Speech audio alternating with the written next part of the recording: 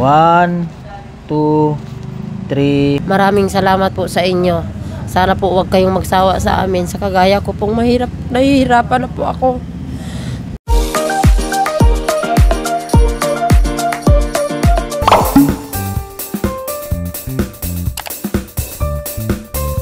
Magandang umaga po sa atin lahat mga kababayan. Sa ngayon po ay nandito po tayo sa emergency hospital. Dito po ito sa Balayan, Batangas. At kung saan po nakakumpine po dito yung anak po ni Michelle. Bali, apo po ni Nanay Gina. So yun po, yung si Michelle po mga kababayan, ayun po ay anak po ng asawa ni Nanay Gina. Sa mga nagtatanong, sa unang asawa nung asawa mo po, ano. Apa. So si Michelle po ay hindi po kaano-ano ni Nanay Gina, no? Apa. Pero tinuturing niyo na po na anak si Michelle. Apa. So yung bata ay hindi niyo po talaga tunay na apo yun. Hindi po. No, kasi mayroon pong mga nagtatanong mga kababayan, kung talagang anak ba daw ni Nanay Gina si Michelle. So yun po ang katotohanan doon. Si Nanay Gina kasi ay pangalawang asawa na kayo nung papa ni Michelle. Turing niya rin po talaga na anak si Michelle. At simula pa po si Michelle nung na-hospital po dito, yung simula po na natulungan natin, ay talagang si Nanay Gina na po yung tumutulong kay Michelle. So, kamusta naman po kayo, Nanay Gina, ngayon? Okay naman po. Bali, ilang araw na po kayo dito sa hospital? 5 araw ho kami din eh. 5 days po kayo dito sa hospital? So, kamusta naman po ang kalagayan ng bata? Okay naman po, kaso lang po ang problema ko, nag-aano po kami ng para pambayad namin dyan sa ospital kung ilang pambil namin. Dahil po, ubos na po kasi yung kinuha namin na pera na binaliho namin na para pag-iiluhan niya yung taon na ito. Ay, nakabali na kayo. Magkano po ang... Nakabali na ho kami ng 6,000 ay 6,000? kaso po kulang po sa gamot ng bata. Naubos na po yun. Apo. Ano po, ang hirap po magkasakit sa panahon po ngayon. Mahirap po talaga. Ano po yung kalagayan ng bata? Okay na siya ngayon? Okay na po, sa awa ng Diyos, balik na po sa dati. Nasabi po kasi sa akin ni Michelle, ay yung bata po kasi ay may tubig po sa baga. Apo. Pero nagawan po ng paraan ng mga doktor. Kahit po paano, ginawa ko po ang lahat para mabili ko yung gamot na para pang sa baga ng bata. Bakit nagkaganon po yung bata na Gina?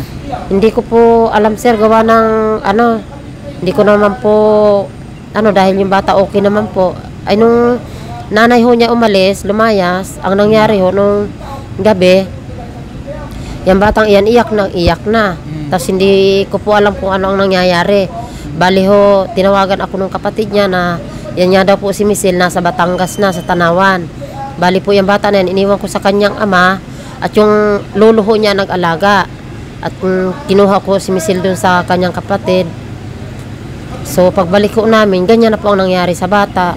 Kasakit po? Nagkasakit po. Kaya po nung dating ko po nung gabi, tinakpo po namin dito sa emergency kasi naawa po ako sa bata. Ano po yung bata? Nanghihina na po yung bata? Opo, bali ho nangingitim na. Ayan, sabi ko po sa lolo, ano man ang mangyari, yung bata, dadaling ko sa emergency kahit wala akong pera. Kaya so ang nangyari ho, kahit nung tinakbo namin dito, wala kaming dalang pera. Kinabukasan lang po ako nagsabi sa aming pinakakabo na babali ako ng pera para ho yung bata pabilihan ko ng mga gamot. So, si Michelle po ay lumayas sa bahay niyo? Lumayas po. Talaga po, sobra po talaga ang binigay sa akin problema. Bakit po siya lumayas? Ay gawa pong babalik daw po siya sa kanyang asawa. Ay ako ayaw ko naman pong pumayag dahil doon na po nga siya galing. Sabi ko po sa kanya, wag na siyang bumalik dahil kaya naman ho namin siyang buhayin. Ay ang gusto po niyang mangyari, pipisan siya sa asawa niya, iiwan niya yung bata sa akin. Iiwan sa inyo yung bata? Opo. Kaya po, sabi ko po sa kanya, hindi ako papayag. So gumawa ako ng paraan, lumayas. Kaya pala si Michelle ngayon ay kuminis. Sobra po talaga dahil siya naman po suportado ko po kung ano pong hinihingi niya sa akin para pang ano niya sa katawan niya. Kahit ako wala, basta siya meron. Ay ang nangyari ho, ayun. Yung napagamot natin si Michelle, tumaba, tapos kuminis. Opo, sobra po talaga. Baka po ay si Michelle po at ang kanyang asawa ay baka mayroon na po silang communication. Meron po. Chat-chat. Opo, marami pong mga chat. Kaya po ako na... Sabi niya sa atin na hindi na siya babalik sa asawa niya. Opo, siya po yung nangako sa atin na ganoon. Pero ang nangyari po, Sila po ngayon magka-chat pa. Nako, nung gumaling na, nako. Binabaliwala na ho niya ako. Ngayon po, Opo. binabaliwala na kayo ni Opo. Michelle sa sakripisyo niya po lahat. Opo. Yung paglakad po natin Opo. sa Batangas City. Wala po nangyari. Bali, parang wala na po sa kanyang isipan ang tulong natin sa kanya. Binaliwala lahat ng tulong niya, Opo. yung pinangako niya sa atin na siya ay hindi na babalik sa asawa Opo. niya. Kaya po ako parang naguguluhan sa isip ko na ano, kahit nga hindi nila ako dinadalan dito minsan ng kanin, tinitiis ko na lang ang bigay dito ng mga kahanggan kong na ospital din. Dahil nahihiya ako sa may-ari ng motor na pagdaldala ng kanin dito. Hindi kayo bininadalhan ng kanin dito? Minsan po, hindi na po ako nag-ano, gawa nang nahihiya po ako sa may-ari ng motor. Punasan niyo po yung luha niyo na Regina. Ngayon po may nararamdaman pa rin po ako yung aking paa. Oo. Yung tinik na po kasi ito matagal na. Bakit Bali. po ano po nangyari sa paa niyo? Gawa po na nag-uuling ako dati yung matinik bang kahoy, sir. Nagputol ako na bali, pumunta ko sa akin. Naiwanan po ng ganyan tinik. Ay ngayon po, iniinda ko na ang pananakit. Oo. Arehoy ngalay na. Kaso lang po, wala naman po kaming pera na para maipa-opera. Oo. At ari nga po, sunod-sunod ang problema ko yung bata. Ang problema ko pa rin po ay kahit nasa labas, kailangan daw po suportahan pa ng gamot. Lalo na minsan yung asawa ko nagagalit din sa akin. Oo. Bakit po nagtitiis pa rin po kayo sa gantong sitwasyon? Kaya nga po, Meron naman po kayong mga anak sa... galit na Hindi nga naman po po ako gusto kayong pag-aanuhin po na ni Gina, no? Kayo po ay ramdaman ko po na kayo po ay hirap na. talaga po sobra. Ay meron naman po kayong mga anak dati, di ba? May asawa ka rin dati. Opo. Bakit ganyan? Si Michelle, iniwanan ka na ni Michelle. Buti bumalik si Michelle ngayon, nandyan. Ako po ang kumuha niyan doon. Bali ho, nangutang pa ako ng pinamasahe ko para makuha ko lang po siya. Kinuha niyo pa si Michelle sa Opo, Batangas opo. City? Talagang sobra ho. Saan niyo po kinuha? Doon sa mismo sa kanyang asawa? Doon po sa kapatid niya, gawa po na siya po'y nangamuhan. Oo. Ay ngayon po yung nagtawag sa amin yung amo na sabi po nung amo, kuhanin daw po si Michelle sa kanya dahil po, yun nga, nakikialam ng mga cellphone kung ano-ano.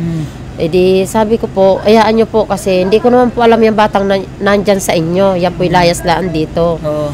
Sabi ko, hayaan po ninyo ma'am at ako po'y pupunta dyan. Maghahagila po ako na ipapamasahe namin. So ang nangyari ho, nanguta ako ng pamasahe namin, kinuha ko po siya. Grabe naman po yung pinapagdaanan ni Nanay Gina. Sobra Nagsasakripisyo pa rin po kayo sa ganyang bagay. Kayo po ay nakapang iniiwanan na. Tapos parang pinabaliwala pa kayo ng asawa nyo.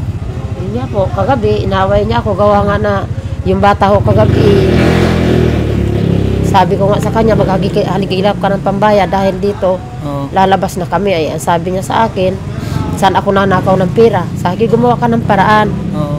Dahil ako ang nasa labas, gagawa ako ng paraan. Ay, ang kaso na rin ako sa loob. Paano nyo po nakakayanan yung ganyan? Paano po kayo nagtitiis na... Tinitiis ko na lang po, bali, nagdadasal na lang po ako na sana po makayanan ko pa. Yun po ang number one nating malapitan talaga. Sa anumang problema natin, magdasal talaga tayo sa Panginoon Diyos. Nanay, ano? Opo, yun lang po talagang pag-asa ko sa taas. Tiwala lang. Katulad ngayon, hindi nyo akalain na dumating ako. Opo, wala po talaga ako suspect na darating ka po sa ngayon. Hindi Pero nyo akalain na- kaninang umaga ho, nagdasal po ako na sana po mapuntahan nyo kami dito, mapasyalan man lang. Oo. Yun po talaga ang pinagdasal ko kaninang umaga na sana po marinig ng Diyos na kayo po makapunta dito sa amin. Kaya po ako masaya ngayon dahil kahit po paano nandito kayo sa akin. Oo. Natulungan din po ako. Kasi nito ako kahit po ay paano. galing po sa bahay nyo. Ngayon po, ay nung nakadaktan ko ng isang araw, si Michelle po doon. Opo. So ngayon po, si Michelle po ay nandito daw. Opo. Kaya dumiretso na po kami sa ospital, dito sa ospital. Opo. Nanay Gina ha. Opo. So ngayon po, pasensya na at naabala ko kayo. Okay lang po. Kaya po ako nandito ay meron po akong iabot sa inyo na kunting tulong. Yan. So, yan. Salamatan ko lang po ang ating sponsor po na nagtitiwala po sa atin, si Tita Rowena Lumanta Ruwe. Ayan, maraming salamat po Ma'am Rowena sa tulong niyo po na ibinigay kay Nanay Gina. sa lahat po din ng mga sponsor ni Michelle, kina Nanay Gina, sa simula po sa pagtulong sa kanila, maraming salamat po sa inyo. Nagpadala po si ma'am ng 1,794.25. So ngayon po at gagawin ko na po itong 2,000 para buo. Ano, Nanay Gina? Ito po. Oh, 1, 2, 3, 4. 2,000 pesos po. Ano? Nay, so ano po ang masabi nyo kay... Nagpapasalamat po ako sa kanila, sa mga sponsor po natin, sa tumulong po sa amin. Maraming salamat po sa inyo. Sana po huwag kayong magsawa sa amin. Sa kagaya ko pong nahihirapan na po ako. Pasensya na po kayo sa akin dahil ako po nahihiya na sa inyo. Talagang nahihirapan po ako sa sarili ko pero tinitiis ko na lang po. Tumatawag na lang po ako sa taas.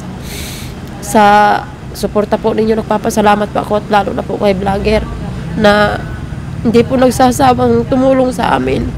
Salamat po sa inyo. Maraming salamat po sa inyo. Yan. So yun po mga kababayan at ako sabihin ko si Michelle. Dito po si Michelle at kausapin po natin. Kamusta naman Michelle? Ayos lang ho. Meron akong nabalitaan sa iyo, sabi ni mama mo. Ikaw daw ay naglayas. Bakit ka naglayas? Iniwanan mo si mama mo? Ha? Yun ko. Naisipan ko kasi magtrabaho. Isipan mo magtrabaho. Tapos ikaw daw ay bumalik sa asawa mo. Oh. Magkakachat na daw naman daw kayo ng asawa mo. Oh, gusto mo daw ata na iiwanan yung anak mo sa kanila, kay Mama Gina mo. Kasi kayo ibabalik sa asawa mo. Mahirap yung kay Michelle ha. So pag yun nangyari yun, kung may mangyari man sa'yo uli, ay hindi ko lang alam kung matulungan pa kita.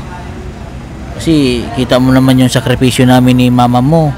Tapos nangako ka pa sa amin na pag ikay gumaling, tapos hindi na gumaling at lumakas, ikaw ay hindi na babalik sa asawa mo. Oh. Hindi ka ba naawa kay Mama Gina mo na nagsasakripisyo kahit hindi niya yung kaano-ano yung anak mo, pero tinuturing niya pa rin na bali apo. Oh. Kasi pag yan ay si mama mo ay bumigay, sumuko yan, hindi ko lang alam. Baka kaya iwanan yan. Oh. Apayag ka ba iwanan yung anak mo sa papa mo? Alam mo naman siguro yung mga nangyari, di ba? Ha? Paano ka nakapunta doon sa Batangas City? May pira ho. Ha? Nagpadala ho yung naging amo ko doon. Oh, nagpadala sa iyo. Kasi mahirap yung ganun. Katulad ngayon, ang anak mo may sakit. Oh. Si Nanay Gina ang nasa ospital. Oh. Pag minsan nga isang linggo daw kayo dito. Si Nanay Gina, yung anak mo, pag minsan na hindi niya pa daw binabigyan ng pagkain, dinadalhan. Oh. Araw-araw naman ho kami nagdadala at sabi niya wag daw magdala pag minsan. Ay, yung pera na binigay ko sa iyo nung nandun ako sa bahay niyo, binigay mo kay Mama Gina mo? Hindi ako ang may hawak nun. Binigay ko doon kila Papa. Ewan kong binigay. Bakit binigay mo ka papa mo? Di ba sabi ko sa iyo, ibigay mo kay Mama Gina mo. Sila ho ang pumunta dito sa ospital. Alam mo, ako ho ang magbigay. Nandun ho ako sa bahay. Hindi ho ako makapunta. Sabi ni Nanay Gina mo sa akin, hindi daw binigay yung pera sa kanya. Eh, sabi ko, ibigay at pambili ng mga pagkain dito sa ospital. Michelle ha. Sana kay wag nang umalis kasi mahirap. Naganoon na nga nangyari sa iyo, hindi ka pinapakain ng asawa mo. Pinahirapan ka ng asawa mo, gusto mo pa rin bumalik doon. Pinapangako ko sa iyo pag nangyari 'yon, hindi yun nga ang ko, baka hindi na kita tutulungan. Kasi parang nangyari doon, binaliwala mo yung sakripisyo namin at tulong para sa iyo eh. Michelle ha. Oh. So, sana ay mag-isip-isip ka ha. So yun po mga kabayan, at dito na lang po ang vlog ko. Muli po maraming salamat po sa sponsor po ni Michelle, sa lahat po ng tumulong simula po ng paggamot po namin, sa mga nakasubaybay po sa kanya kung ano po nangyari kay Michelle. Ayan, maraming salamat po sa inyo mga kabayan. Ayan, sa mga nais po magbigay po ng tulong kay Nanay Gina at sa bata, ay mag-message na po sa aking Facebook page, Mastering Green Channel po. Any amount po na ibibigay nyo ay malaking tulong na po yun para po sa kanila. So ayan po, maraming salamat po ulit kay Tita Ruina Rui sa tulong po na ibinigay kay Michelle. So ayan po, ay sa mga nais po mag-order po ng t-shirt po natin, Team Powong Biyahero, sa mga solid viewers po natin at mga subscriber, PB Pan, message lang po kayo sa aking Facebook page, kundi nga kay Ren Vlog. So sa kanya po ito. Ayan. Message lang po kayo sa mga gusto mag-avail po mga kabayan. Dito na lang po ang vlog ko. God bless po at magandang umaga sa atin lahat.